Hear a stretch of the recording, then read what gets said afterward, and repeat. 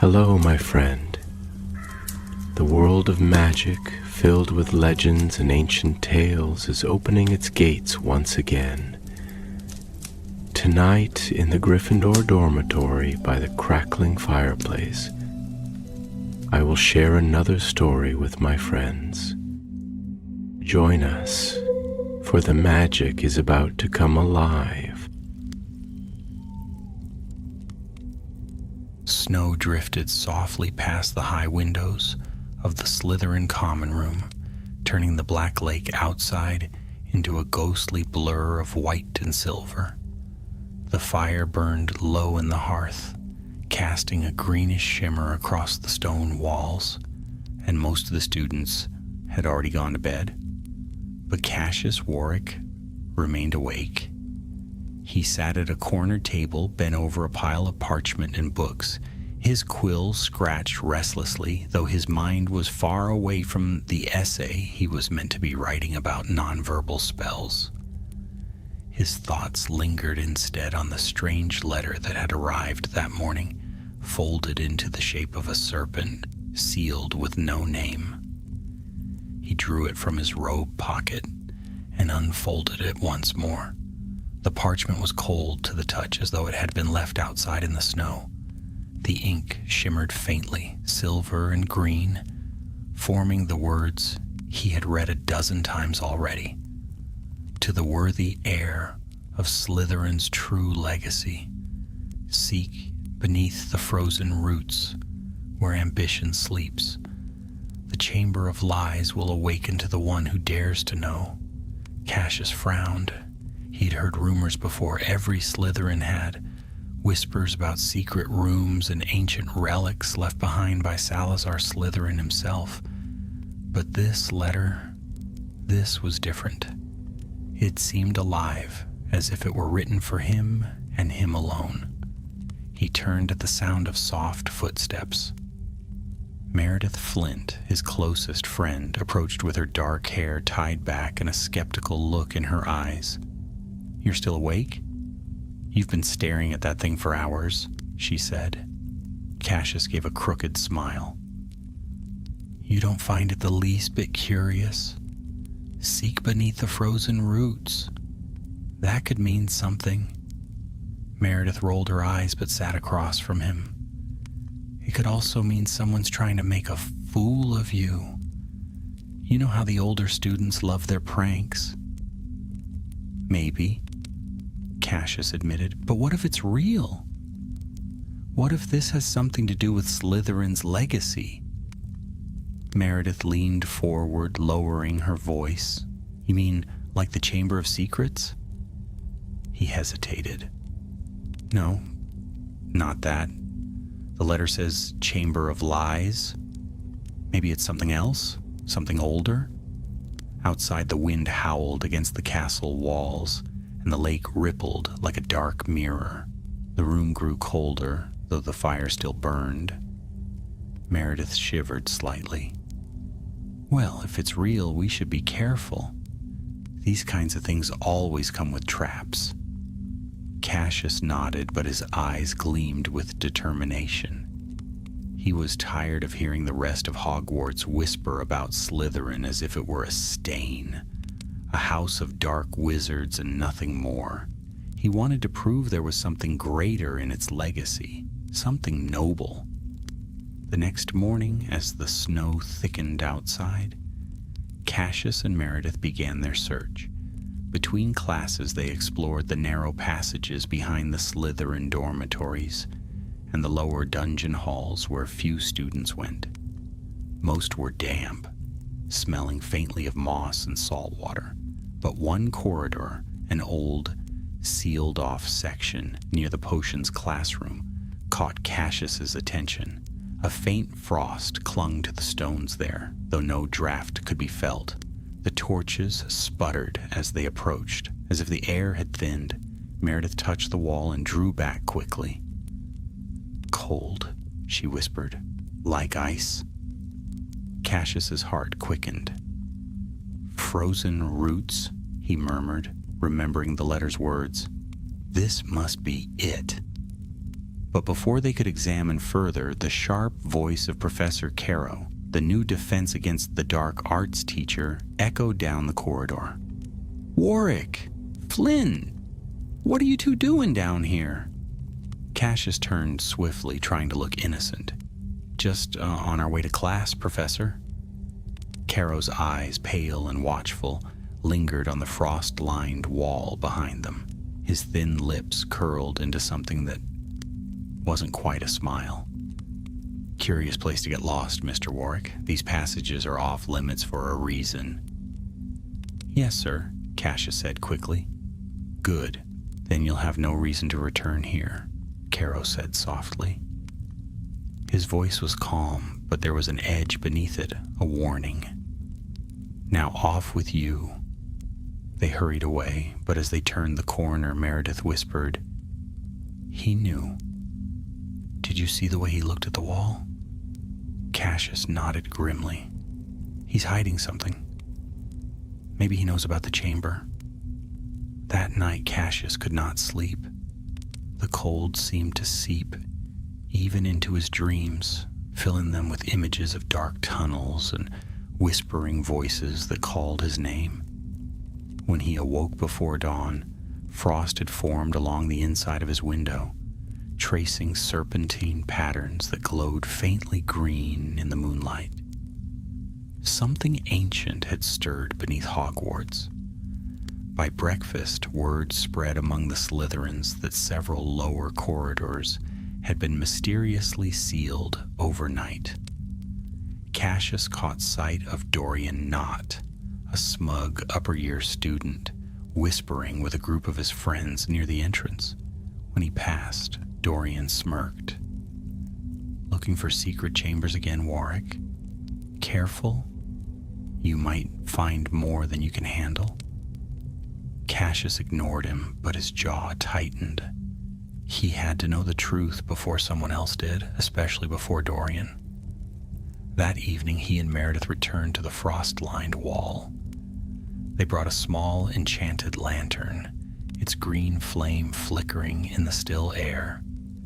Cassius raised his wand and murmured, "Revelio." The wall shimmered faintly, and then a symbol appeared. A serpent coiled around a dagger carved deep into the stone. Meredith inhaled sharply. "That's the mark of Slytherin's house, but I've never seen that version before." Cassius stepped closer. "It's old, older than the castle itself, maybe." He pressed his hand against the carving, and the stone rippled beneath his touch like liquid. The wall began to move, slowly, silently. It slid open, revealing a stairway that spiraled downward into darkness. A cold wind swept over them, carrying the faintest hiss, like a whisper from something far below. Meredith's hand trembled as she raised the lantern. "Cassius, maybe we should tell someone." He looked down into the shadows, heart pounding. "We can't, not yet. This is what the letter meant." And before she could stop him, Cassius Warwick stepped into the darkness, the green flame flickering ahead like a serpent's eye. The stairway sealed shut behind them. The stairway descended steeply, its steps worn and uneven, spiraling deep beneath the castle. Cassius held the lantern high, and its green glow threw restless shadows against the walls. The air grew colder with every step, and the stone felt slick beneath his boots, as though the frost itself had crept this far down. Meredith followed close behind, her wand drawn, her breath coming in short, nervous bursts. "Cassius," she whispered, "we shouldn't be down here. We don't even know what this place is." He glanced back at her, eyes bright with determination. "That's exactly why we should be. Someone wanted us to find it. Someone who knew about Slytherin's legacy." Meredith frowned. "Or someone who wants to lead us into a trap." He didn't answer. The letter had called to him in a way he couldn't quite explain. It was as if some old, forgotten part of Hogwarts itself had whispered his name through the parchment. Every instinct told him there was truth waiting at the end of this stairway. After what felt like 100 steps, they reached the bottom. The passage opened into a low, vaulted corridor, its ceiling covered in hanging icicles that glittered faintly in the lantern light. The walls were carved with faint serpentine patterns, though many were chipped and worn by age. A sound reached them, a faint drip, drip, drip, echoing endlessly down the tunnel. Meredith hesitated. If this is what I think it is, no one's been down here for centuries. Cassius nodded. That means we're the first. They moved forward cautiously. The corridor wound deeper, sometimes narrowing so tightly they had to walk single file. Twice, Cassius thought he heard something. Soft, distant whispers that faded whenever he turned his head. Finally, the passage widened into a circular chamber. The walls here gleamed like ice, smooth and glistening. At its center stood an archway made of pale stone, engraved with runes that shimmered faintly. Beyond the archway, a curtain of faint blue mist rippled like water. Meredith stepped closer, awed. It's beautiful. Cassius traced a finger along the carvings. This is it, the Chamber of Lies. But the air grew suddenly colder, and a soft hiss filled the silence. A voice, distant yet near, speaking in a tongue Cassius didn't recognize. Cassius, Meredith whispered, backing away. Did you hear that? He nodded slowly, his skin prickled with goose flesh. Yes. The mist within the archway shimmered, and from its depths a shadow began to form. It twisted like smoke before resolving into a faint, ghostly figure, a man in dark robes with eyes like shards of ice. Who seeks the truth of Slytherin? The figure intoned. His voice was low, echoing, and yet eerily calm. Cassius swallowed hard. I do. Cassius Warwick. I'm a Slytherin. The figure regarded him silently for a long moment. Many have come before you, it said finally.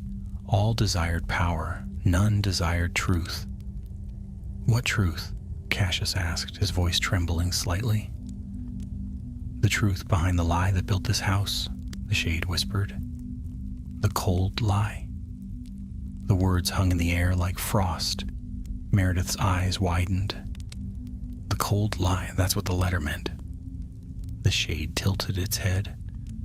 Will you learn it, heir of ambition? Will you see what your heart hides? Cassius hesitated, feeling an icy weight settle over him. He looked at Meredith, who shook her head quickly. Cassius, we don't even know what it is. But curiosity burned in him, fierce and unrelenting. Yes, he said quietly, I want to know. The shade lifted a translucent hand. Then step through. The mist parted slightly, revealing only darkness beyond. Cassius took a deep breath and stepped forward. For a moment he felt nothing, only cold, endless cold, wrapping around him like a shroud. Then the world shifted. He was standing in a different room, a mirror image of the chamber, but empty.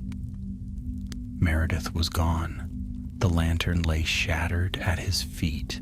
In the center of the floor stood a tall, ornate mirror framed in silver serpents. Frost crawled across its surface, and faint letters shimmered above the glass. To know thyself is to rule thyself. Cassius approached slowly. His reflection stared back, pale and uncertain. Then as he watched, it changed. The boy in the glass straightened, his eyes gleaming with power, his robes rich and dark. Around him stood students bowing their heads, the banners of Slytherin fluttering proudly behind. Cassius drew back in alarm. No, the reflection smirked. Isn't this what you want, to be great? To lead? I just wanted to prove Slytherin isn't evil. Cassius said quietly. Then show them, the reflection whispered. Rule them. Power brings respect. Fear brings silence. That is the way of our house. Cassius felt the pull, strong, intoxicating. The mirror seemed to pulse with his heartbeat, but another voice broke through the haze, faint but familiar. Cassius! He turned sharply. The mirror flickered, and for an instant he saw Meredith pounding on the misty barrier outside the archway. Her face was pale with fear. Cassius, don't listen, she shouted. It's lying to you. The reflection snarled. She doesn't understand. None of them do. Cassius closed his eyes. The words of the shade echoed in his mind. The truth behind the lie that built this house. Perhaps this was the lie. That power alone defined worth. He raised his wand. Finite. The mirror shuddered, its surface cracking like thin ice. The reflection's smile twisted into rage. You could have been great, it hissed. Cassius stepped back. I'll be better than that. With a cry, he struck the glass with his wand. The mirror exploded in a burst of frost and light, shards flying across the chamber. For a moment, the cold roared like a living storm. Then slowly, the mist cleared. He found himself once again standing beside Meredith, gasping for breath. The ghostly figure was gone. The chamber's icy walls began to melt, water running in the thin streams across the stone. Meredith gripped his arm. What happened? It showed me something, Cassius said softly. Something I could have been. She studied him, worry flickering in her eyes. And? He looked around at the thawing walls. I chose not to be it. A deep rumble shook the floor beneath them. Cracks spread across the archway, and pieces of stone began to fall. We have to get out, Meredith cried. They ran, the stairway trembling beneath their feet as they climbed. The frost on the walls melted faster now, water dripping in torrents. When they burst back into the dungeon corridor, the hidden doorway sealed behind them with a sound like thunder. Both of them stood panting, drenched in sweat and icy water. The frost was gone from the stones. The corridor looked almost ordinary again. Almost. Meredith turned to him. Cassius, we need to tell someone. Dumbledore, maybe? He shook his head. Not yet. I need to understand what it meant. That mirror, it wasn't just a trap. It was a test. Meredith stared at him, then sighed. You're impossible. He smiled faintly. So they say. But as they walked back toward the common room, Cassius glanced over his shoulder. For just a moment, he thought he saw a shimmer of frost reappear on the wall, like a handprint pressed into the stone before fading away. And deep below Hogwarts, in the darkness that had once been the Chamber of Lies, something stirred again. Watching. Waiting.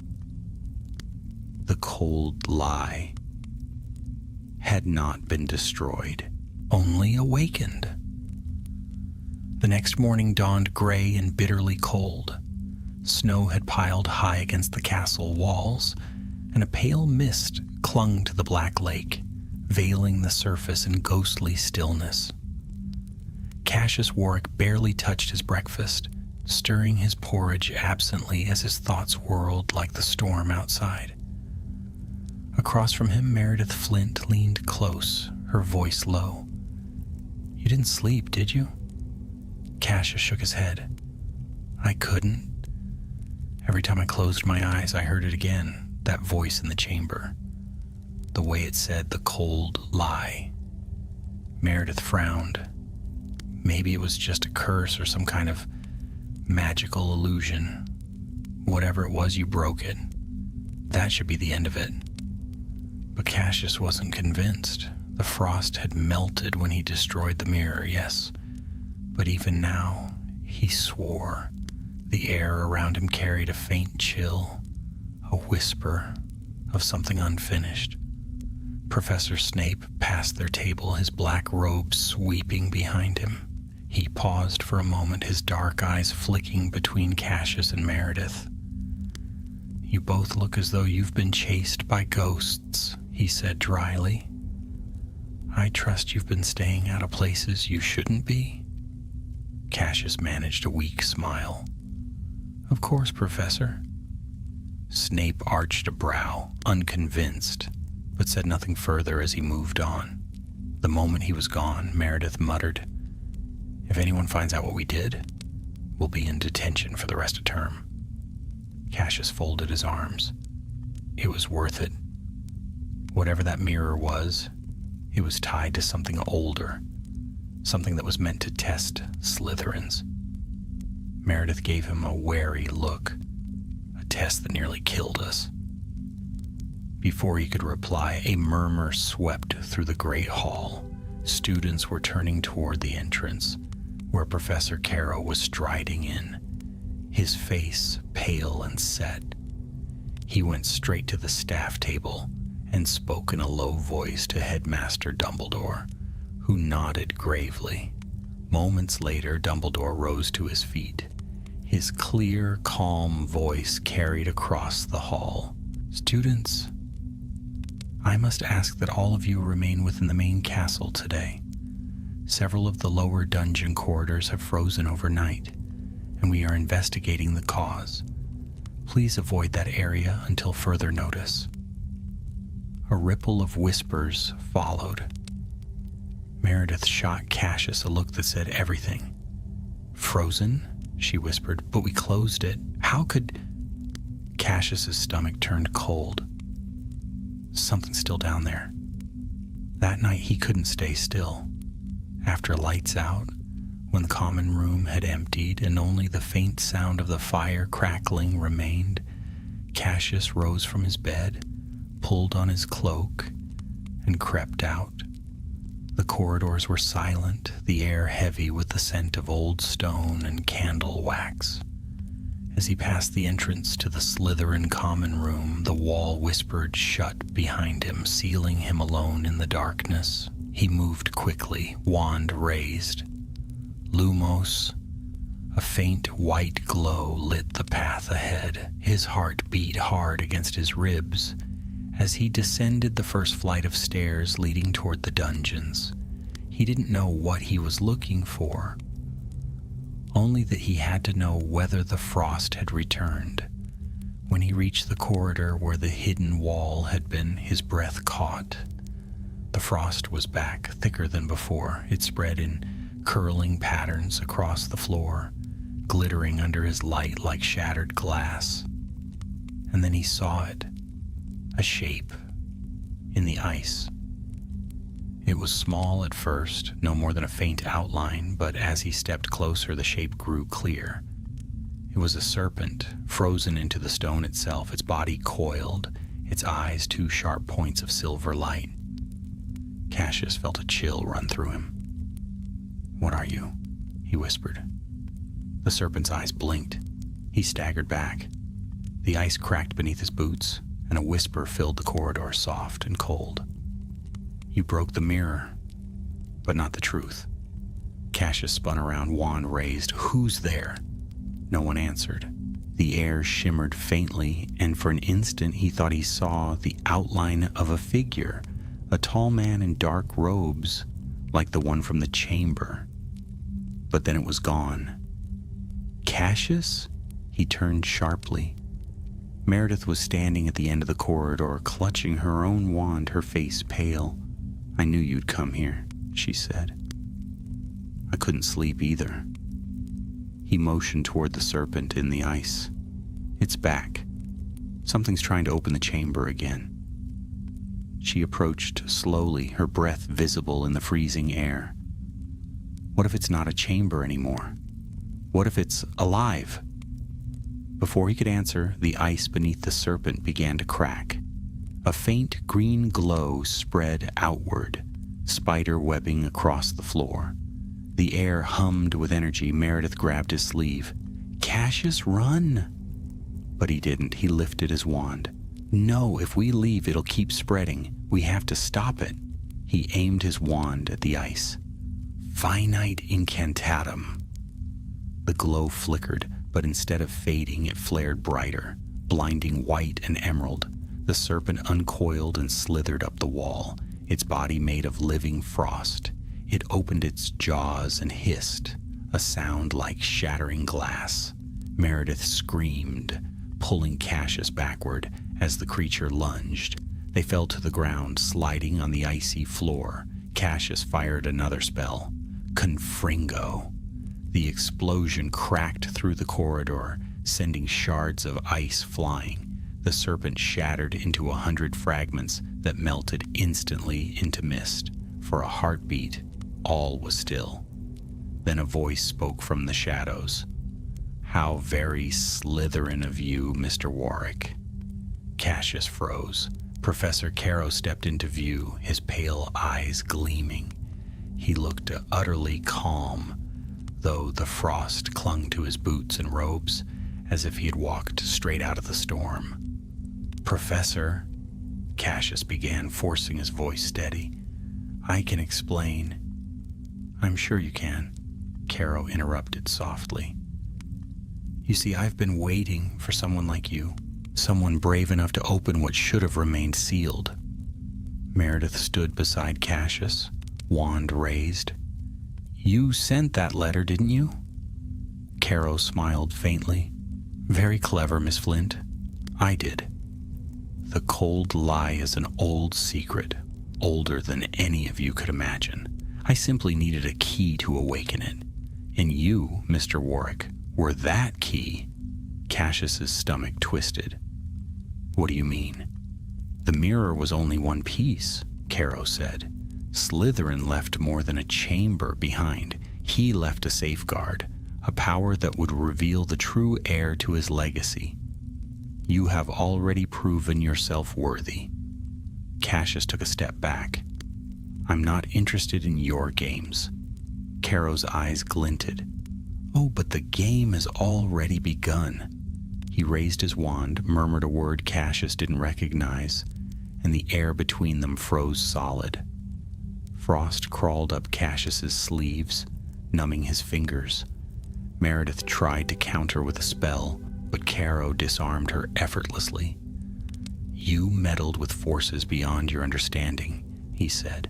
"Now the cold lie will decide who deserves to wield its truth." And before Cassius could react, the floor gave way beneath them. He fell, plunging into darkness and cold, the echo of Caro's laughter ringing in his ears. When he landed, it was on smooth, frozen stone. The air was sharp and biting, and pale light glowed from veins of ice running through the walls. Meredith landed beside him with a cry, clutching her arm. Cassius helped her up. They were standing in a vast underground hall. Columns of ice rose high above them, and at the far end stood a throne made of pure crystal. Upon it sat a faint, spectral figure, a man in ancient robes, his face proud and cruel. "Salazar Slytherin," Cassius breathed. The ghost opened its eyes. They glowed green as the depths of the lake. "So," it said, voice echoing like distant thunder, "the blood of my house has found the heart of my secret. The lie has awakened." Meredith clutched Cassius's arm. "Cassius, what is this place?"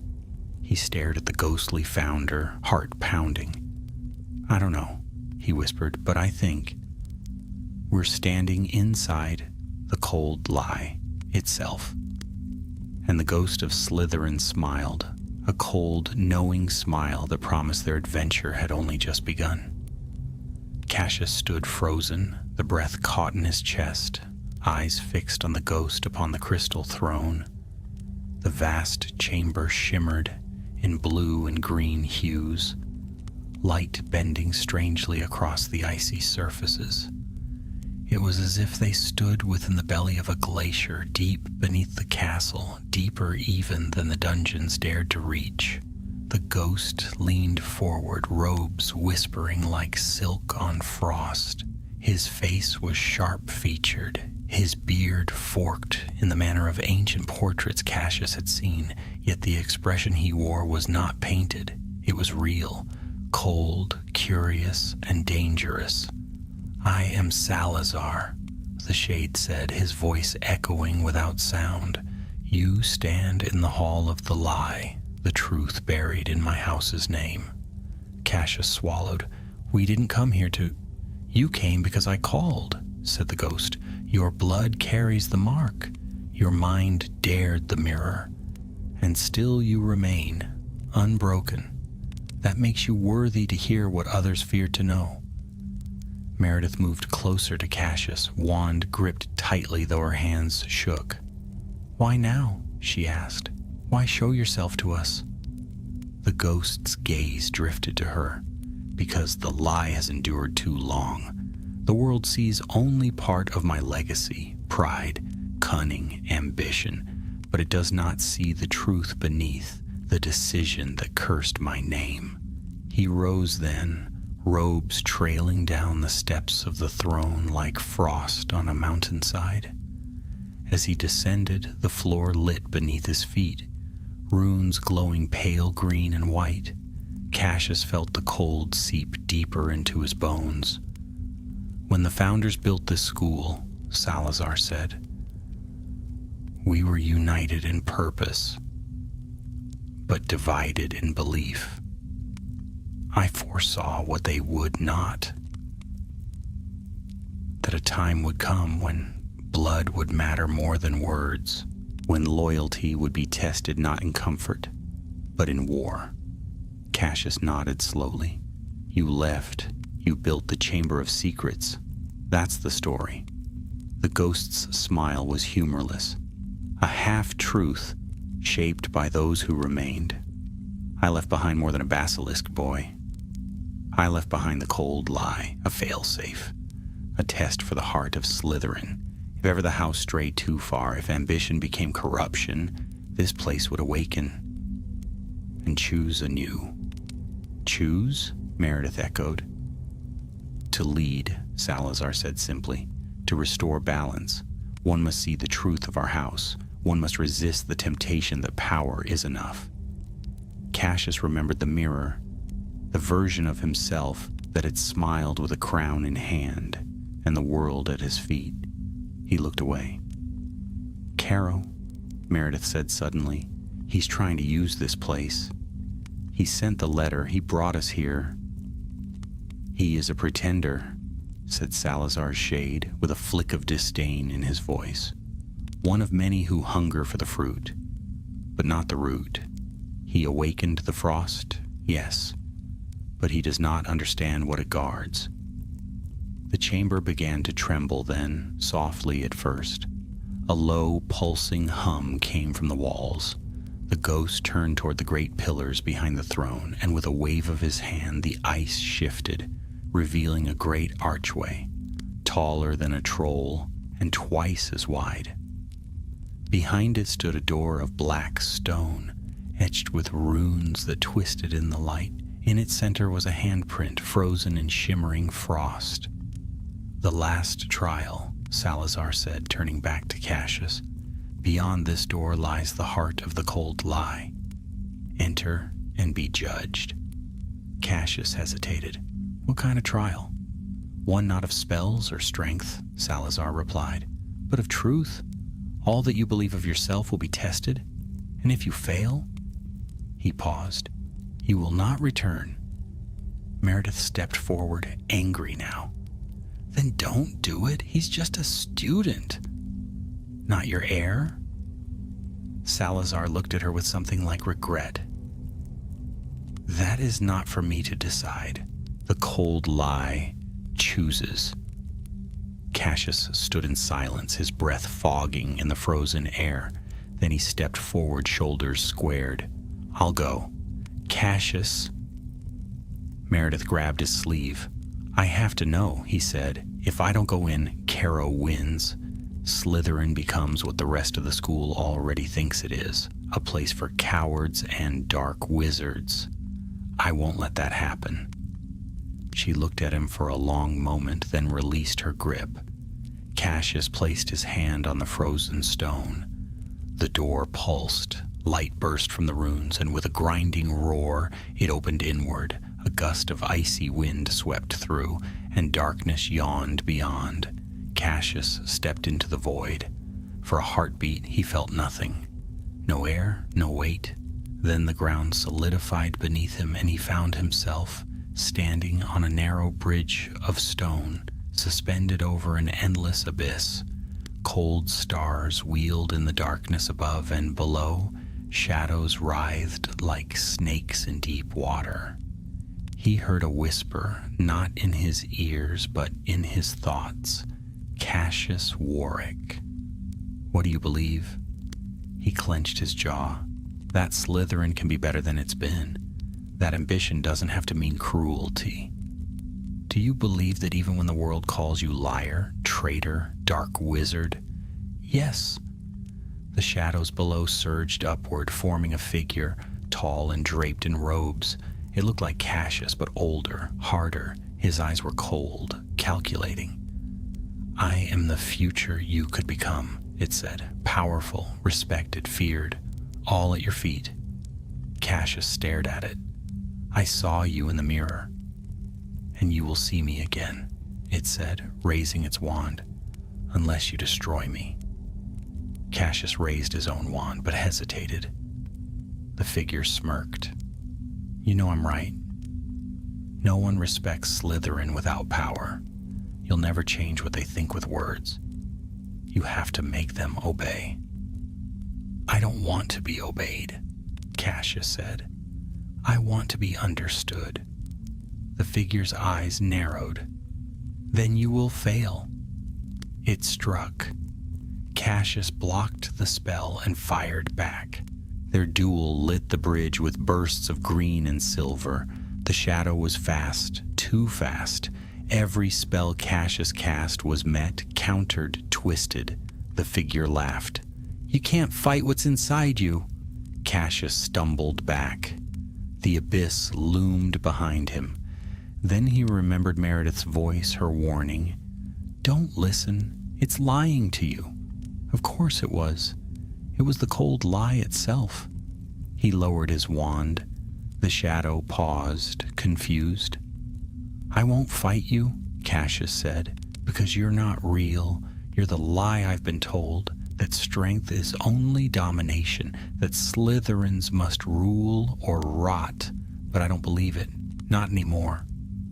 The figure screamed, a sound like cracking ice, and then it shattered. The bridge trembled and split, but Cassius didn't fall. Light burst upward, and he was lifted from the abyss, warmth piercing the cold. For the first time, he opened his eyes. He was back in the crystal chamber. Meredith was kneeling beside him, tears in her eyes. You were gone for so long, I thought... Cassius sat up slowly. The frost on the walls was gone. The air, though still cool, no longer bit at his skin. Salazar's ghost stood before him, silent for a long moment. Then he inclined his head. You chose well. Cassius rose unsteadily. It wasn't just me. She kept me grounded. He glanced at Meredith. She reminded me what mattered. The ghost smiled, and for the first time, it seemed warm. Then perhaps my house is not lost. A wind swept through the hall. The ice began to melt. Columns cracked. Runes dimmed. The lie is broken, Salazar said. Let the truth remain. He raised his hand, and with a final whisper of frost, the chamber faded to darkness. The return to the castle above felt like waking from a long, cold dream. One moment, Cassius and Meredith were standing in the heart of the vanished chamber, its frost melting into mist, its light dimming like the last glow of a dying star. And the next, they were on the steps, just Beyond, the Slytherin common room, the stone warm underfoot and the walls free of ice. Cassius staggered slightly, catching himself against the wall. The air felt thick, real, and strangely heavy after the thin, enchanted chill of the cold lie. Meredith, though pale and shaken, was alert. She turned sharply toward him, her eyes wide. "Did that really happen?" she whispered. Cassius didn't answer immediately. He looked down at his hands, still trembling slightly, and nodded. "Yes," he said, "and I don't think we were the only ones who knew it." They weren't. News was already spreading, not about secret chambers or haunted founders. Those remained unspoken, buried beneath the usual hush that hung over Hogwarts in times of quiet danger. But about Caro, Professor Electo Caro had vanished. That very morning, Professor McGonagall announced in the Great Hall that he had taken an unexpected leave of absence. No further details were offered, no explanations, but the look shared between students said enough. They had felt the chill in the dungeons, they had seen the frost and heard the whispers, and now the chill was gone. Cassius sat silent through breakfast, only half listening as Meredith tried to make sense of it all across the table. "He was using the cold lie for something," she said quietly. "You said it yourself. He awakened it. Maybe he wanted to control it. Or maybe it was using him." Cassius stirred his tea with a spoon, watching the ripple of steam rise into the air. He didn't want a master. He wanted a choice, a judgment. Meredith frowned. "Then why did it let you go?" He looked up. "Because I chose not to be the kind of Slytherin it feared." Her gaze softened, but before she could speak, a shadow fell over their table. Professor Snape stood there, his expression unreadable. As usual, his black robes were pristine and his eyes sharp. "Warwick! Flint! With me!" Neither dared argue. He led them through the corridors in silence, and even Meredith, usually brave enough to roll her eyes behind Snape's back, walked with tense shoulders. They entered his office, dimly lit by wall sconces, the air thick with the scent of dried herbs and old parchment. Snape closed the door behind them. "Sit." They obeyed. For a long moment he said nothing. He paced once behind his desk, then turned to face them. "I know what lies beneath the school," he said softly. "Not the myths they tell in common rooms, not the bedtime tales of monsters and founders. I know what lies deep beneath." Cassius stiffened. "Then why let it sleep?" Snape's eyes narrowed. "Because not all truths are meant to be woken. The cold lie was buried for a reason, locked behind old magic, meant only to stir if the house of Slytherin strayed too far from its path." Meredith leaned forward. "And you think we strayed?" "I think," Snape said, "that someone else tried to manipulate it, and it nearly swallowed you both in the process." He paced again, slower this time. "Caro is gone. I doubt we will see him again. Whatever he sought, he didn't find it." Cassius stared at him. "But I did." Snape turned, studying him. There was something flickering in the professor's eyes, wary but not unkind. "You survived," Snape said, "and that means the lie found you.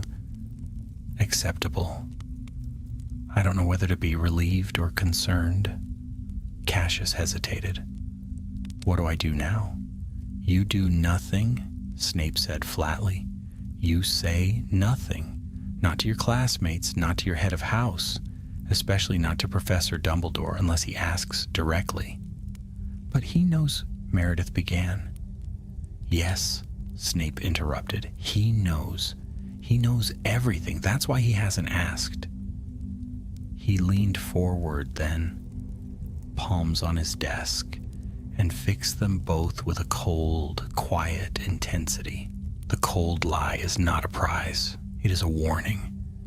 You passed the test, Mr. Warwick, but that does not mean the danger is gone. It sleeps for now. He straightened. Leave it there. They were dismissed with no further explanation. But as they stepped back into the corridor, something had changed. Not in the castle, in them. Cassius felt it in the way the torches flickered as they passed, in the way the dungeon air no longer felt like a weight pressing against his skin. He had gone deeper than any student in living memory into the legacy of Slytherin himself, and come back changed. He didn't speak much that day. Meredith, for all her usual commentary, didn't press. They walked the halls as if on the edge of something too large for words, but the others noticed.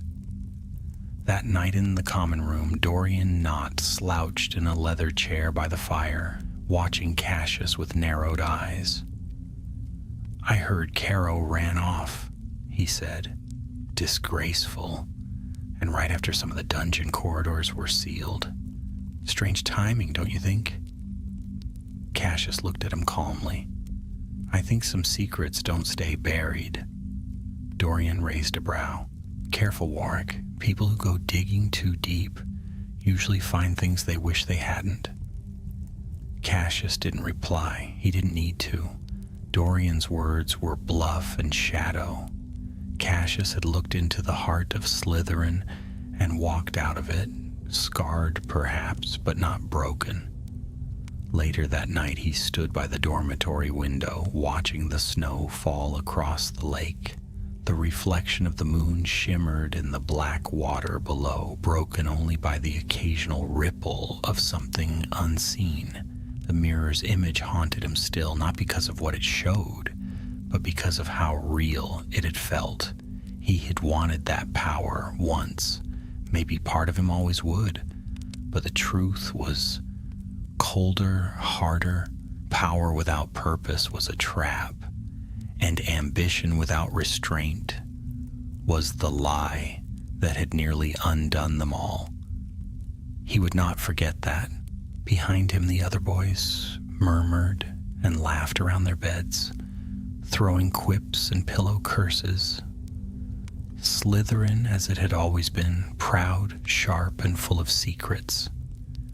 Cassius turned from the window and climbed into bed, drawing the covers tight around his shoulders. Sleep came slowly, but when it did, it was dreamless. No frost, no serpent, no mirror, only silence. And far beneath the castle, beyond sealed stone and buried chambers, the last of the cold lie faded into the deep, not destroyed, not forgotten, only waiting. The spring term arrived slowly, carried on soft winds that swept away the last traces of snow from the grounds.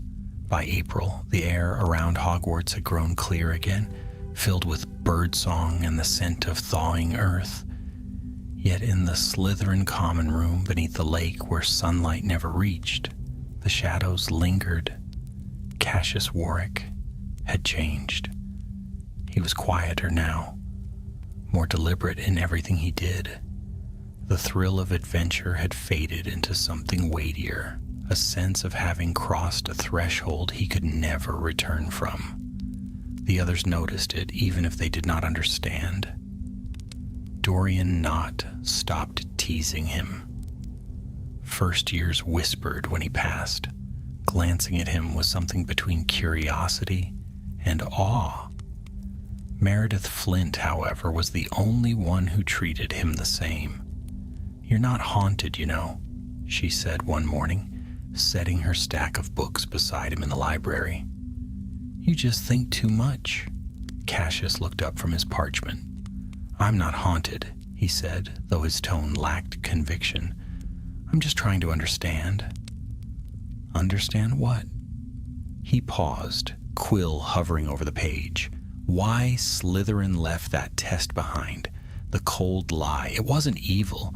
It wasn't even about blood purity like people always say. It was about choice, about who we become when we face ourselves. Meredith studied him for a long moment, then smiled faintly. Maybe that was the point all along. Slytherin's worst fear wasn't Muggle-borns or Gryffindors. It was that his own house would forget how to choose wisely. Cassius nodded slowly. He wanted to believe that. But the memory of that mirror, of the version of himself that had smirked with ambition and cold power, lingered in the corners of his mind. As if sensing his thoughts, Meredith reached out and tapped the parchment in front of him. "You've been staring at the same sentence for 10 minutes, she said. "Come on, let's go outside. You need air." The lake was calm when they stepped out onto the grounds. The sun shimmered on the surface, scattering light like silver scales. Cassius squinted against the brightness, feeling as though months had passed since he'd last stood under open sky. They walked along the shoreline, past reeds and smooth stones. "You ever think about what'll happen after Hogwarts?" Meredith asked suddenly. "Sometimes," Cassius said. "Maybe I'll work for the ministry, or teach. I don't know." "I'll believe that when I see it," she teased. "You're too restless to stay behind a desk." He smiled faintly. "You sound like my mother." They walked in silence for a while, listening to the faint lapping of the water. Then Meredith spoke again, her tone more serious. "You think it's really over? The cold lie?" Cassius looked out over the lake. The reflection of the castle rippled, distorted, then stilled again. "I think it's sleeping. Like Snape said. Waiting. Waiting for what?" He hesitated. "For the next Slytherin who forgets the lesson." A faint wind stirred the surface of the water, carrying a whisper of something cold. It passed as quickly as it came, but it left both of them shivering. They turned back toward the castle, but neither spoke again. That night, Cassius dreamed. He was back in the frozen chamber, though the air was thicker now, darker. The mirror stood before him once more, whole and gleaming, its surface rippling like water.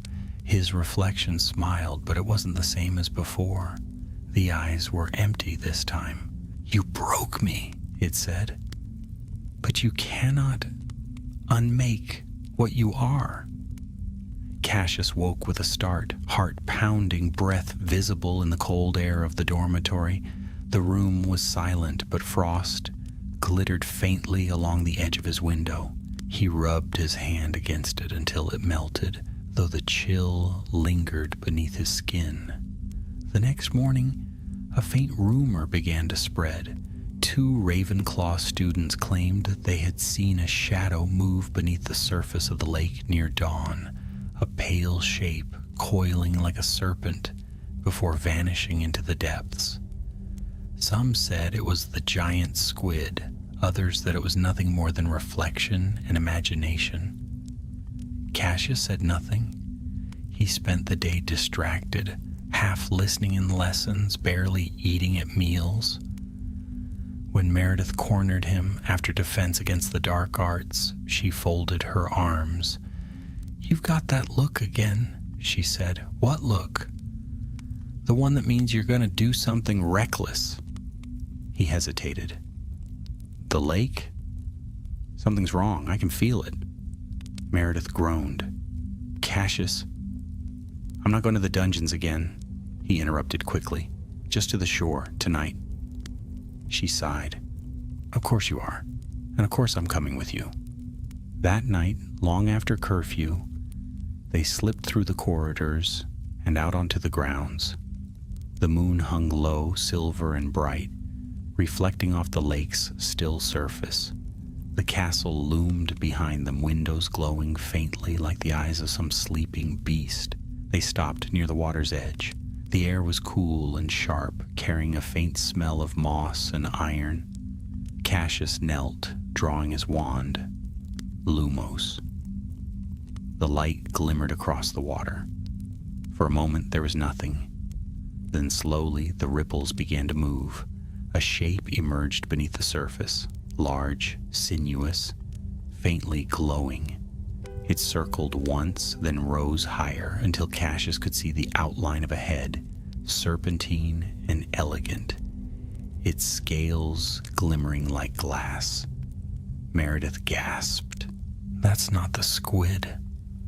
The creature lifted its head just enough for the moonlight to catch its eyes, pale green, like those carved in Slytherin's relics. Then it spoke, not in words, but in a voice that slipped directly into their minds. "He left me to guard what he feared to destroy." Cassius's breath caught. "You're part of it, the cold lie." "I am its echo," the voice replied, "bound to the blood of Slytherin, bound to truth. You woke me when you shattered the mirror." Meredith stepped back. "What do you want?" The serpent's gaze fixed on Cassius. "I want you to remember, the lie sleeps but never dies. If your house forgets again, if ambition turns to hunger, if pride turns to cruelty, I will rise once more." The creature began to sink back into the water, the light fading around it. Cassius called out, "Wait! Why tell me this?" The answer came faintly, echoing across the still surface. "Because you chose mercy when power was offered. Because you may be the first Slytherin in centuries to understand the truth." The lake stilled. The glow vanished. For a long moment, neither of them spoke. Then Meredith whispered, "Cassius, what do we do now?" He stared at the reflection of the moon in the black water. "We remember, and we make sure no one forgets again." They walked back toward the castle in silence.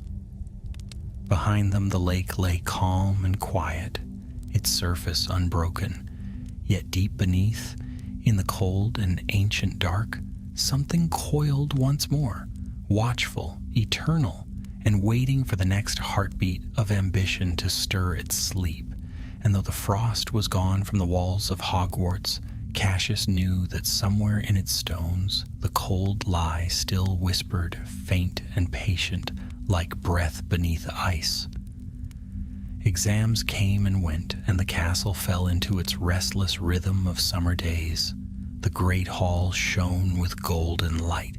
Laughter filled the courtyards, and even the usually brooding corridors of Slytherin grew lighter as term drew to its end. Yet for Cassius Warwick, peace never fully returned.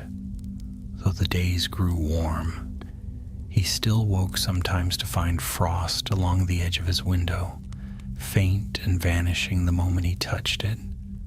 No one else seemed to notice. Perhaps it was in his mind, or perhaps the cold lie had not entirely gone back to sleep. He never told Meredith about the frost. She had already spent enough nights warning him not to think too much, and even she had begun to laugh more easily again, her sharp wit returning with the warmth of summer. Cassius envied her for it. He wanted to believe that all of it, the chamber, the serpent, the ghost of Slytherin, belonged to another world that had sealed itself away forever. But deep down, he knew better. One afternoon, as students lounged by the lake, Dorian Knott approached him again. The older boy's smirk was as confident as ever, though his eyes flickered with something colder this time. "Still brooding, Warwick?" Dorian asked lightly.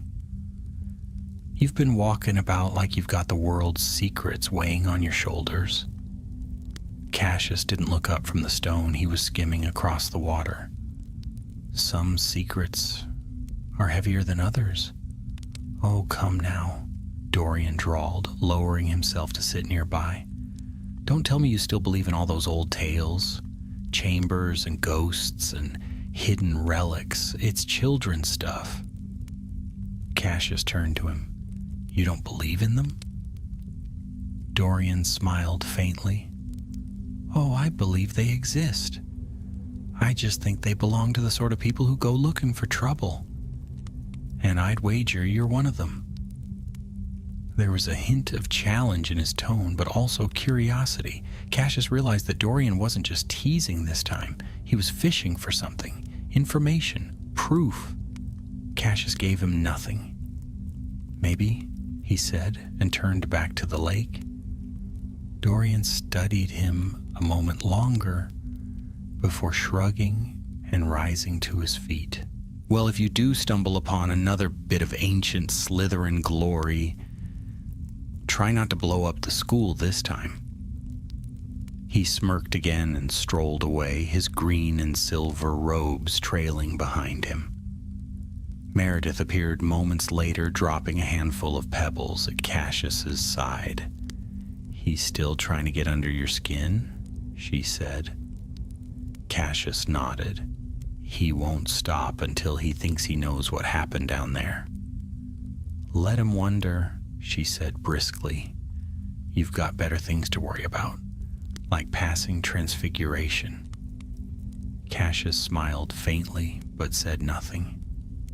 As the sun sank behind the forbidden forest, he felt the faint stirrings of unease again, the sense of something watching from beneath the surface of the lake. That night, the unease grew stronger. He woke in the middle of the night to a faint whisper, a hiss, like wind slipping through a crack in the wall. It carried words he couldn't quite make out. He sat up, heart pounding, and listened. The dormitory was silent save for the steady breathing of the other boys. He slipped from bed, drew on his robe, and stepped into the corridor. The torches flickered as he passed, their flames bending toward him, as though drawn by something unseen. The whispering grew louder. It led him back toward the dungeons. By the time he reached the passage that had once hidden the entrance to the Chamber of Lies, the air had turned icy again. Frost spiderwebbed across the floor, glimmering faintly. Cassius raised his wand. Lumos. The light revealed a mark on the wall, new but unmistakably Slytherin's. A serpent coiled around a dagger, carved fresh into the stone. A chill ran through him. "No," he whispered. "It's sealed. It should be sealed." A voice spoke from behind him. So it was. Cassius turned sharply. Professor Snape stood at the end of the corridor, his expression unreadable. His black eyes reflected the torchlight, calm yet sharp. "Professor," Cassius began, I know," Snape said softly. He walked closer, the hem of his robe sweeping over the frost. "I felt it stir again. The castle remembers what you touched." Cassius frowned. "I thought it was over." "Things like that never end," Snape murmured. "They sleep. They wait for the right mind to wake them again." Cassius looked down at the mark. "You think someone else?" "Perhaps," Snape said. "Perhaps not. The castle has its own will. You may have broken the Cold Lies curse, but its magic was woven into Hogwarts itself. It will not be forgotten." He studied Cassius in silence for a long moment. Then, in a voice low and measured, he said, "Tell no one about this. Not even Miss Flint. Do you understand?" Cassius hesitated. "Yes, sir." Snape inclined his head slightly. "Good. Go back to your dormitory. Let me deal with this." Cassius turned reluctantly, casting one last look at the frost-marked wall before walking away. As he rounded the corner, he glanced back and saw Snape touch the serpent symbol with the tip of his wand. The frost flared green, then vanished. By morning, the corridor was warm again. Classes continued as though nothing had happened.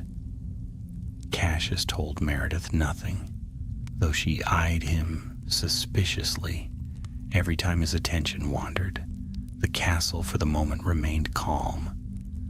But that night, as the feast began in the great hall, he noticed Professor Snape watching him from the staff table, his gaze distant and calculating.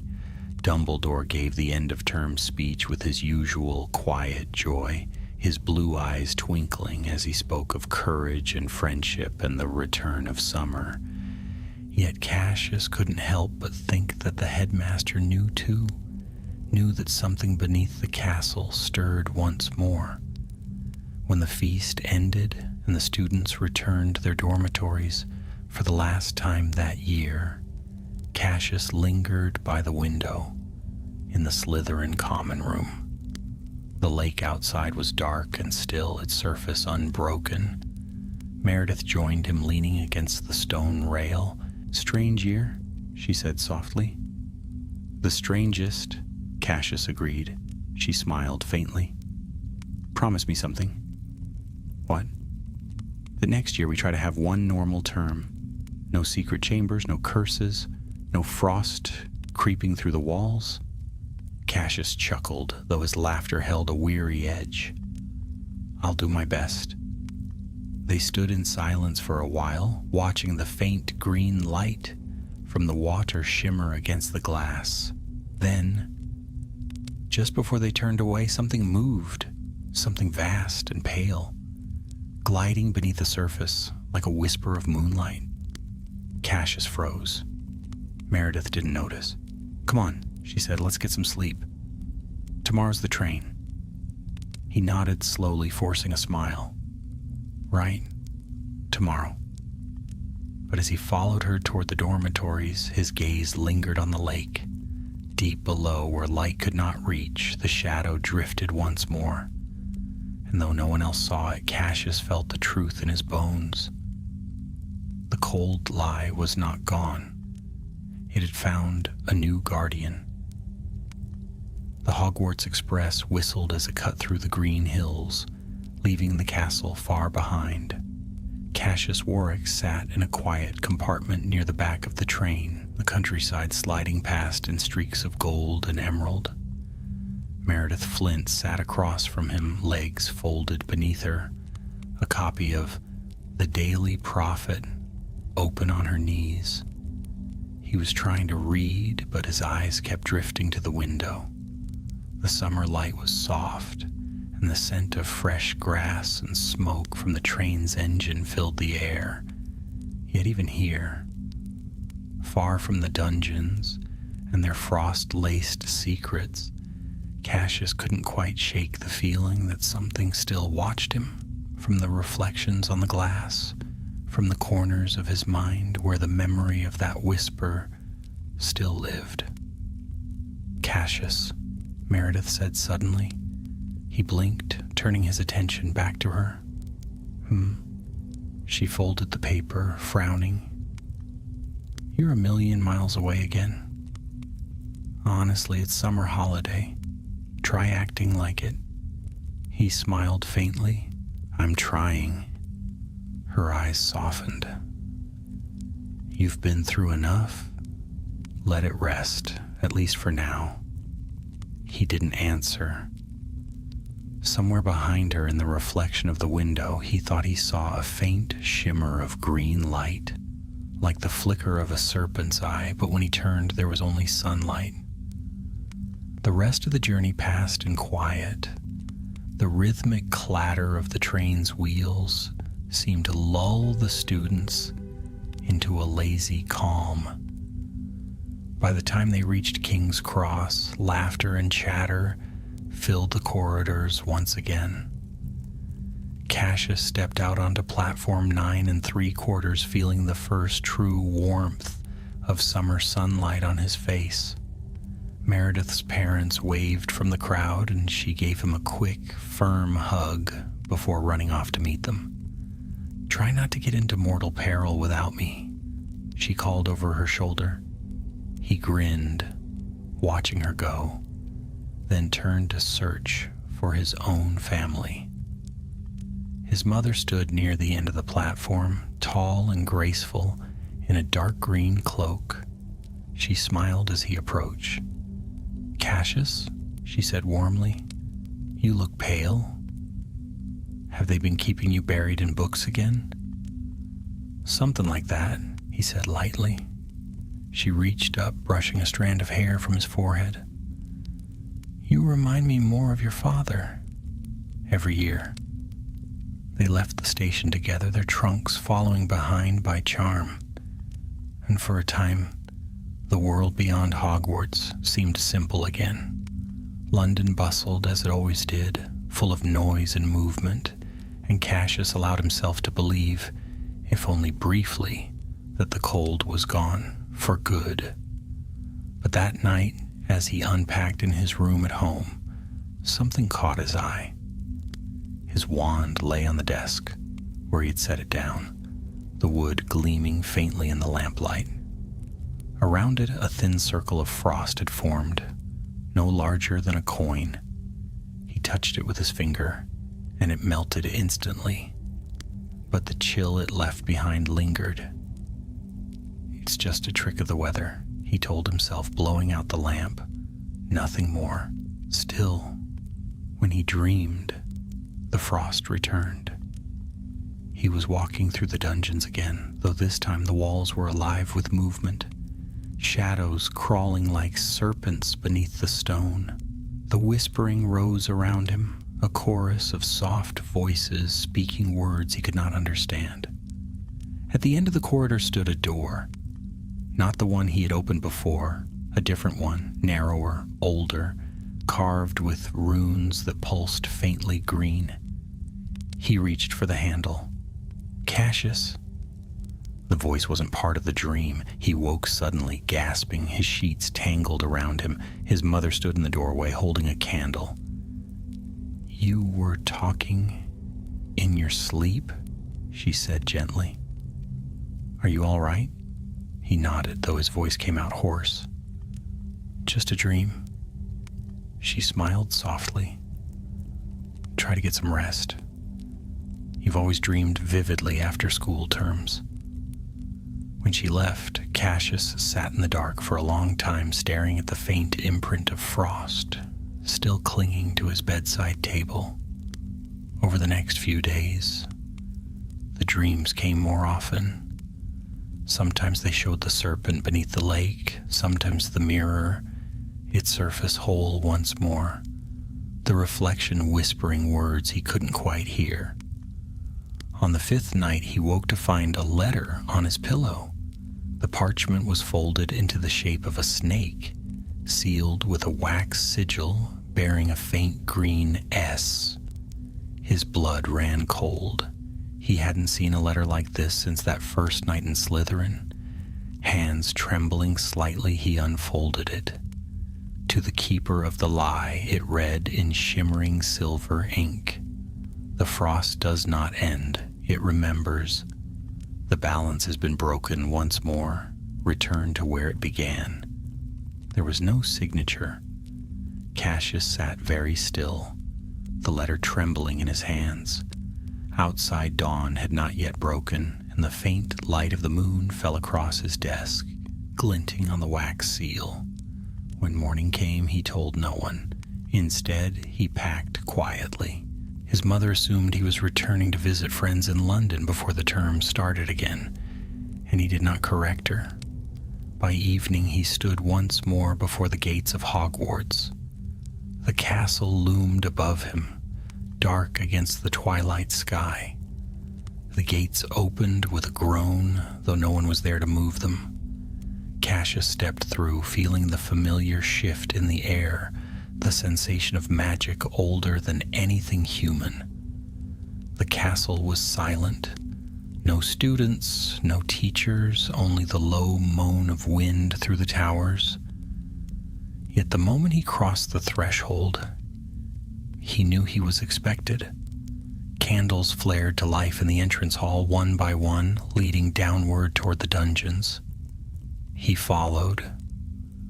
The path took him deeper than he remembered, past rooms that hadn't been used in centuries. Finally, he came to a door, narrow, carved with the same serpentine runes from his dream. He hesitated only a moment before raising his wand. Alohomora. The door creaked open. Beyond it lay a small chamber, circular and dimly lit. At its center stood a basin of black stone filled with still, shimmering water. The air above it was cold enough that his breath came in small white clouds. Cassius stepped closer. The water reflected nothing, not the ceiling, not his face. It was as if he stared into a hole that led nowhere. Then, without warning, words rippled across the surface in silver script. He stirs. The serpent waits. The lie remembers its maker. Cassius's heart began to pound. He took a step back. "No," he whispered, "it's over. It has to be over." But the frost crept outward from the basin, crawling up the walls, spreading beneath his feet. And from deep within the water came a sound, a slow, deliberate hiss. Cassius raised his wand, light trembling in his hand. "Show yourself." The surface of the basin shattered upward and a shadow burst forth, a figure of ice and smoke, eyes glowing green. "You were chosen once," it hissed. "Now you must choose again." Cassius backed toward the door, his pulse quickening. "Who are you?" The shadow's voice deepened. "The cold lie never dies. It only waits for a new truth to challenge it." And before he could move, the frost surged up and the world went white. When Cassius opened his eyes, the world around him had changed. He was no longer in the small chamber beneath the castle. He stood in an endless expanse of white. The floor, the air, the horizon itself blurred together into a cold emptiness that stretched in every direction. His breath rose in thin clouds. The wand in his hand flickered weakly, its light barely piercing the strange mist. For a moment he thought he was dreaming again. But the cold was too sharp, too real. It bit into his skin, slid beneath his robes, and filled his lungs with a chill that tasted like metal. "Where am I?" he whispered. His voice vanished into the fog. Between, a voice answered, a whisper both near and far, between what was and what will be. Cassius spun around. A shape began to form in the mist, a man's outline, tall and robed, his face hidden beneath a hood. When he spoke again, his voice was deep, calm, and ancient. "You shattered the mirror. You broke the curse, but every act of magic leaves a shadow. The cold lie remembers." Cassius's grip on his wand tightened. "Who are you?" The figure stepped closer. Frost followed his movements, spreading in delicate patterns across the ground. "I am the echo of the one who forged the lie," the voice said. "I am what Salazar Slytherin could not destroy." The name hit Cassius like a blow. "Salazar created you?" The shadow inclined its head. "He tried to bind me. He feared what truth might reveal if left unchecked. But truth, once born, cannot be killed. It can only be silenced. You freed it when you looked into the mirror and chose mercy. You broke the chain that bound me." Cassius's heart pounded. "If I freed you, then why bring me here? To finish what was begun?" The shadow said. "The lie cannot rest until it finds its end." The air rippled and images flickered in the mist. Moments from Cassius's life. His first day at Hogwarts, the great hall filled with candlelight, the letter folded like a serpent, the chamber beneath the dungeons glowing with icy light. "You carry the mark of choice," the shadow said, "the power to shape what Slytherin means to the world, but others would twist it. Even now the frost spreads again. Someone has awakened what you buried." Cassius's mind reeled. "Who?" "Seek the one who hides behind the house's pride," the shadow whispered. "A student of your own age, born to darkness, but hungry for light." "Dorian," Cassius breathed. "It's Dorian not, isn't it?" The shadow said nothing, but its silence was answer enough. Cassius's stomach turned cold. He's trying to control it. The mist began to swirl faster, rising in icy tendrils. The shadow's voice grew fainter. Stop him, before he becomes what the lie was made to warn against, or Slytherin's name will freeze forever in its own reflection. The ground cracked beneath Cassius's feet. The light flared. He raised his arm to shield his eyes. And then he was back. The chamber around him shuddered, the frost melting away in streams. The basin lay shattered at his feet, the water evaporating into mist. His wand burned hot in his hand, its light steady once more. Cassius stumbled toward the door, his breath ragged. He pushed into the corridor and nearly collided with someone waiting there. Cassius? Meredith stood before him, eyes wide, her cloak thrown hastily over her nightdress. I knew it, she said breathlessly. I knew you'd come back here. He stared at her, dazed. How? You think I'd believe that visiting friends story? Please, I followed you.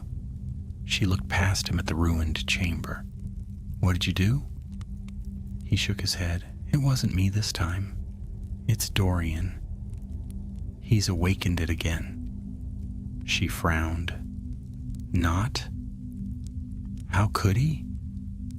I don't know, Cassius said. But I think the lie's magic, whatever was left of it, found him. It's using him. Meredith looked grim. Then we need to find him before he hurts someone. They raced through the dungeons, the sound of their footsteps echoing off the walls. The torches flickered wildly, their flames bending backward, as though pushed by invisible wind. Cassius could feel it, the cold returning, creeping through the castle's veins. When they reached the main hall, the air was freezing. Frost glittered on the banisters, spreading like spider webs. A single figure stood at the far end of the corridor, wand raised, eyes glowing faintly green. Dorian, Cassius shouted. The older boy turned. His expression was strangely calm, his breath misting in the air. I see now, he said softly. You weren't lying about the cold lie. You really found it. Dorian, listen to me, Cassius said, stepping closer. It's dangerous. It doesn't give power, it takes it. Dorian smiled faintly. You don't understand, it chose me. It showed me what Slytherin was meant to be, a house of strength, not shame. You're wrong, Cassius said. That's the lie. That's what it wants you to believe. The frost at Dorian's feet spread outward. The torches went out one by one. Maybe, Dorian murmured, but strength is all the world respects. You saw it too, didn't you? The version of yourself that could lead, that could command. Cassius stopped a few paces away. I saw what I could become if I stopped caring about anyone else. And didn't it tempt you? Dorian's voice hardened. Didn't you want it? Cassius's silence was answer enough. Dorian raised his wand, and the air screamed as a bolt of cold light shot toward him. Cassius deflected it with a shout, the impact knocking him backward. Meredith darted aside, firing a counter-curse that shattered a column of ice forming behind them. Stop it, she yelled. You'll destroy the castle. But Dorian didn't seem to hear. Frost climbed the walls, spreading across the floor like living veins. His eyes blazed brighter. You broke the lie once, he said. Now I'll reshape it. I'll finish what Slytherin began. Cassius pushed himself to his feet, his wand trembling in his grasp. You're not Slytherin's heir, he said quietly. You're his warning. He fired a spell, not to harm but to bind. Ropes of golden light shot from his wand, wrapping around Dorian's arm. For a moment it worked. Dorian faltered, his expression flickering between rage and confusion. Then the frost surged, shattering the bindings. The air grew so cold Cassius's lungs ached. ice crawled up his boots. He reached deep within himself, remembering the chamber, the mirror, the choice he had made. Mercy, not power. He closed his eyes, steadied his breath, and whispered, "Finite corruptio." A blinding light flared from his wand, warm and pure. It clashed with the green glow, and for a heartbeat the entire hall was filled with storming color, white and emerald, mercy and pride. Then, with a sound like cracking glass, the frost shattered. Dorian collapsed, the light leaving his eyes. The ice melted away, dripping down the walls. Cassius fell to his knees, gasping. Meredith was beside him in an instant, her hand on his shoulder. When the echoes faded, only silence remained. Dorian lay unconscious, pale and shivering. Cassius looked at him, pity softening his expression. He didn't know what he was touching, he said quietly. None of us did. Meredith nodded. But you stopped it. Cassius looked around at the hall, the melted water glistening on the floor like tears. For now, he said. Above them, unseen, the castle sighed as if relieved, and somewhere deep beneath the stone, the cold lie curled once more into sleep. But Cassius knew, as surely as he knew his own name, that the frost would one day return. And when it did, it would look not for strength nor power, but for choice. Morning broke gray and heavy over Hogwarts. The castle, usually alive with the chatter of students and the hum of enchantment, lay quiet, as if recovering from a long illness. Frost still clung faintly to the windows, ghostly traces of the night's battle, though the corridors were once again warm. Cassius Warwick stood in the hospital wing, his hands tucked into his robes, watching the steady rise and fall of Dorian Knott's chest. The other boy lay pale against the white sheets, his wand resting on the table beside him, its tip cracked from the struggle. Madame Pomfrey moved quietly among the beds, muttering to herself as she prepared another potion.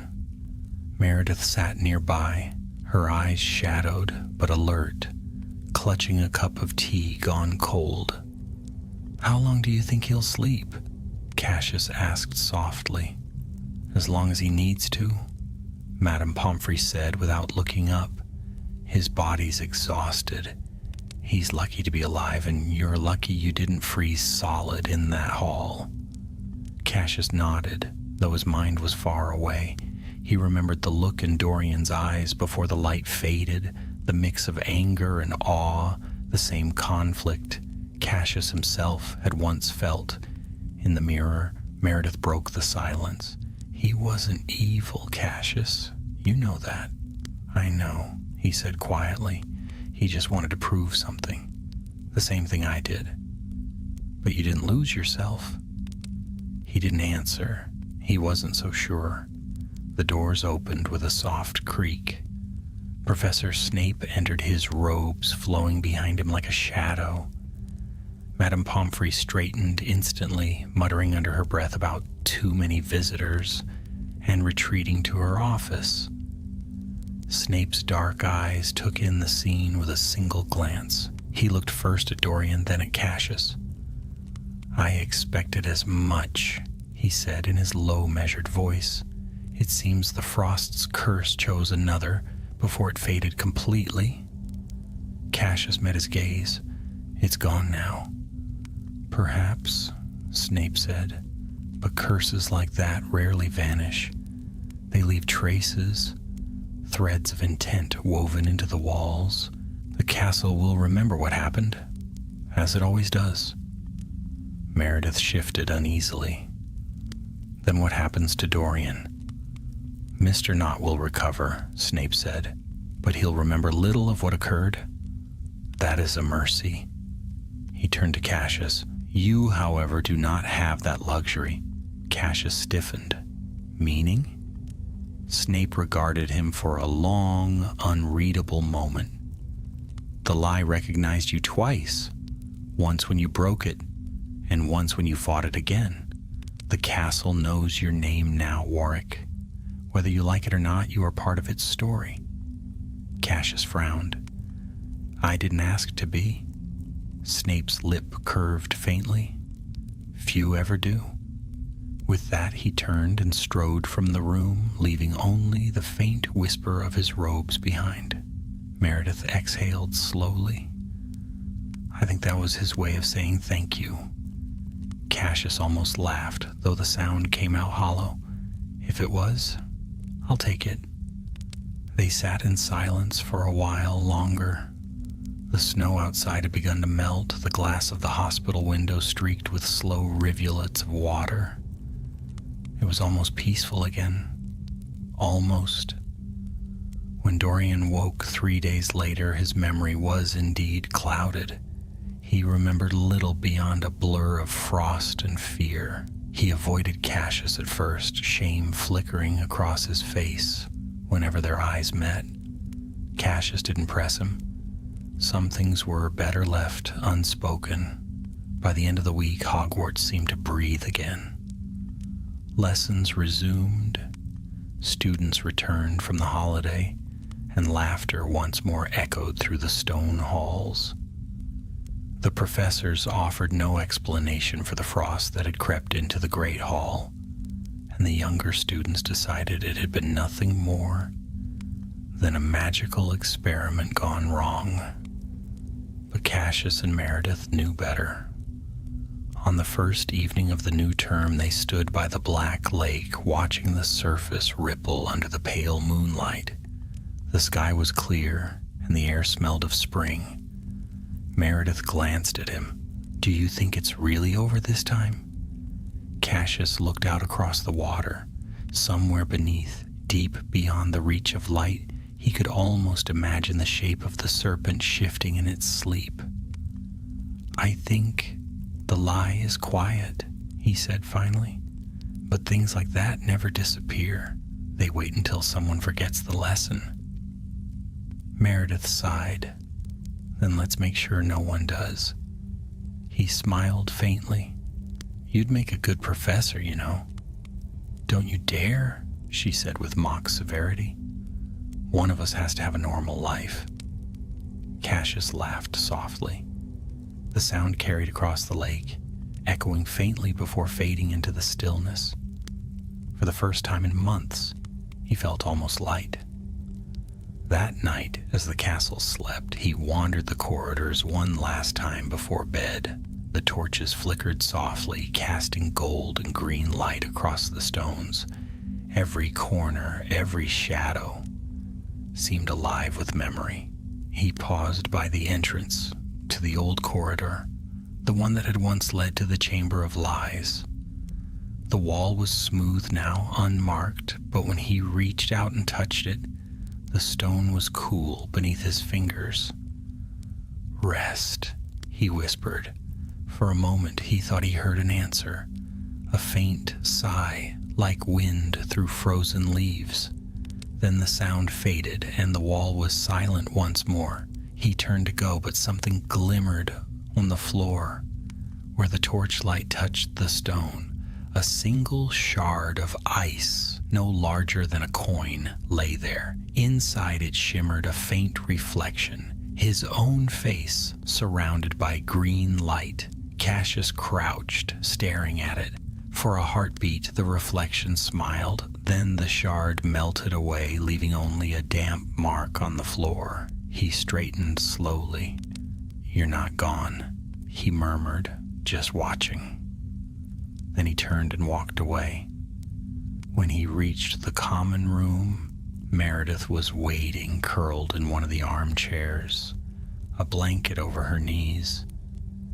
You look like you've seen a ghost, she said lightly. He smiled. Maybe I have. Good. Tell it to stay in its corridor. She yawned. I'm going to sleep. Try not to summon any ancient curses before breakfast. I'll do my best. When she disappeared into the dormitory, Cassius stood alone by the fire. The flames reflected in his eyes, gold, green, and a hint of silver. For a long time he watched them dance. Then he reached into his pocket and drew out the broken wax seal he'd kept from the letter, the serpent with its curling S. He held it up to the light, then tossed it into the fire. The wax melted instantly, curling into a thread of smoke that rose toward the ceiling. "Goodbye," he said softly. Outside, the black lake stirred. A single ripple spread outward, wide and slow, before vanishing again into stillness. And in the depths, beneath layers of silt and time, a faint glow pulsed once, then faded. Hogwarts slept. The frost had melted, but the cold lie remembered. The following months passed quietly, as though Hogwarts itself had drawn a long breath and finally exhaled. The frost never returned to the dungeons, nor did whispers slither through the halls at night. The castle basked beneath spring's warmth. Ivy climbed the stone walls, and the scent of blooming heather drifted from the forbidden forest. To most, life went on unchanged, but for Cassius Warwick, the silence felt different, alive, as if the castle were listening. The cold lie had retreated, yes, yet its echo lingered in corners and shadows, in the way torches flickered when he passed, or in the soft hum of magic beneath his fingertips when he touched the walls. Hogwarts remembered him now. Meredith Flint noticed, of course. She always did. "You're doing it again," she said one afternoon, finding him by the library window staring absently at nothing. "Doing what?" "Thinking about things that will only make you brood," she replied. "It's a perfect day, and you're standing here like a ghost. Come outside. Even Slytherins need sunshine." Cassius smiled faintly. "You make it sound like a punishment." "It is," Meredith said cheerfully, pulling him by the sleeve. "Punishment for overthinking." The air outside was bright and full of life. Students lounged on the grass by the lake, laughter floating like music across the water. The castle tower gleamed in the sun, and for the first time in many months the black lake looked harmless, its surface calm and silver, disturbed only by ripples of the giant squid's lazy movements. Cassius sat beside Meredith beneath a willow tree. "Feels strange," he admitted after a while. "Peaceful but strange, as if the world's waiting for something." She tilted her head. "Or maybe it's just finally still." He wanted to believe that, but deep down he knew that peace was never more than borrowed time at Hogwarts. The castle had seen too much history, too many secrets woven into its foundations. The lie might have fallen silent, but lies rarely stayed buried. A group of first years splashed in the shallows nearby, their laughter sharp and carefree. Cassius found himself smiling despite the weight that still pressed faintly on his heart. "Do you ever wonder," he said, "what it must have been like for the founders to build something like this, to fill it with students and hope it wouldn't all crumble?" Meredith plucked a blade of grass, twisting it between her fingers. "I think they knew it would crumble one way or another. Maybe that's why they made it so strong, so the next ones could rebuild it again." Cassius nodded slowly. "Then maybe that's what the lie was all along. Not just a warning, but a reminder." "Of what?" "That even Slytherin had to learn humility," Cassius said. "That power without mercy destroys itself." She gave him a look, half amused, half approving. "Look at you," she said, sounding like a professor already. He laughed softly. "Don't start." They lingered there until the sun sank low and painted the lake in gold and crimson. When the shadows lengthened and the call for supper echoed across the grounds, they rose together and made their way back to the castle. Inside, The great hall glowed with candlelight. Plates filled themselves with roast and pudding, the chatter of hundreds of students weaving a warm, familiar noise. Cassius took his place at the Slytherin table, noticing how the green and silver banners fluttered gently in the unseen breeze. Once he had looked at those colors and seen only ambition, pride, cunning, the hunger for greatness. Now he saw something different: endurance, the will to survive storms and come out stronger for them. When the feast ended, Dumbledore rose, his eyes bright behind his half-moon spectacles. "Another term is drawn to its close," he said, his voice calm, but carrying easily across the hall. "And as always, Hogwarts stands, as it has stood for nearly 1,000 years, through trials, through triumphs, through times when darkness touched even these walls. It is our choices, not our fears, that shape who we become." Cassius met Meredith's eyes across the table. They both smiled. Later that night, when the castle had quieted and students drifted to sleep, Cassius walked alone through the dungeons. The torches burned low, their flames whispering faintly. He passed the sealed corridor where the frost had once crept, where the serpent had whispered and the mirror had shattered. The wall was plain stone now. No marks, no runes, no trace of the cold lie. Yet as he paused, he felt a faint stir of energy beneath his palm, a soft pulse, steady as a heartbeat. "I know you're still there," he murmured. "But maybe that's how it should be." He stepped back. For a moment he thought he saw something, a shimmer, almost like a reflection of green eyes watching from within the wall. Then it was gone. When he returned to the common room, the fire was nearly out. A few embers glowed faintly, casting long shadows across the floor.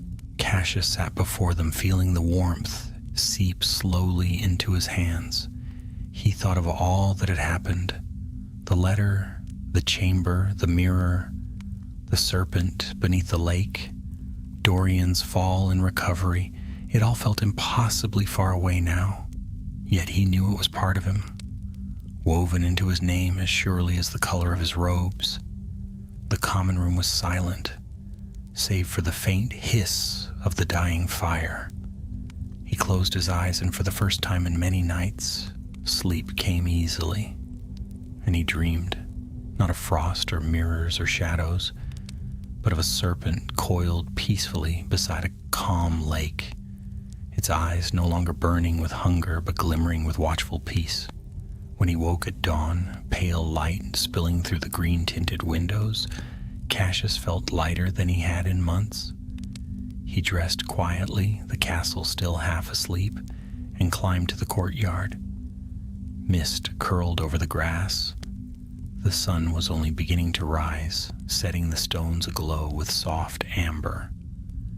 Cassius stood for a moment, breathing in the chill air, then turned toward the gate. The carriages would leave for Hogsmeade soon, and from there, the train would carry them all home. Meredith found him by the gate, her trunk floating obediently beside her. "You weren't going to leave without saying goodbye, were you?" He smiled. "Wouldn't dream of it." She studied him for a moment. "You look different, lighter. Maybe I'm finally learning to let things go." "Good," she grinned. "Because if another ancient curse starts whispering to you, I'm not saving you next time." "Deal." The gates opened with a soft creak, and the students began filing toward the waiting carriages. As Cassius stepped through, he looked back one last time. The towers of Hogwarts rose against the morning sky, proud and eternal.